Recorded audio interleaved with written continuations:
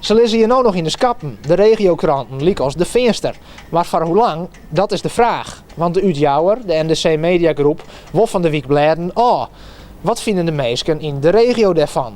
Missen ze de kranten naast nek? Het zou uiteraard wel schande wezen. Ik weet niet heel veel de meesten die een bol lezen, dus dat zou wel sneu wezen. Maar ja, van mezelf zou het net zo heel vol uit meidje, mag ik eerlijk zeggen. Trouw op een mat, wens je me aan, dat is al, dus dat is wel fijn. Als je bij de koffie de krant lezen, helemaal goed, ja. De dokkeme kranten, Ja, valt die bij jou nog op een matten? ja zeker. De huis en huis. Ja, zeker. Ik heb net binnengekregen, ik heb even doorgebladerd en toen ben ik naar de markt gegaan. Geweldig.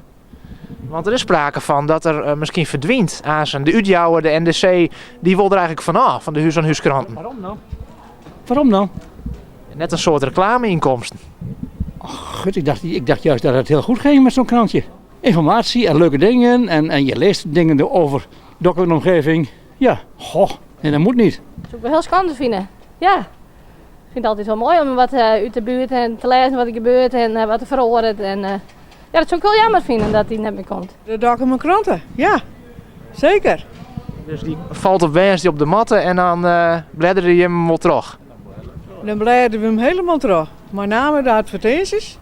Dus ja, we hebben het een prut lezen. Ja, er stiet er wel eens wat leuk naar je zien. En leuk wat hier gebeurt, dat is wel jammer. Ja.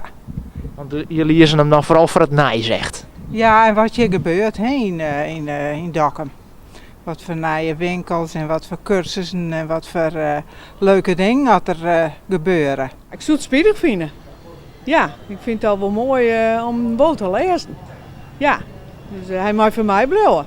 Advertenties, dat vinden mij mensen die hier in de omgeving dus overleden is. Zulke dingen wil je heel bot in leren. Maar ik van het zwembad, daar zit er nou bijvoorbeeld ik weer in. Zulke dingen er al in meenam. En dat is prachtig om te zien.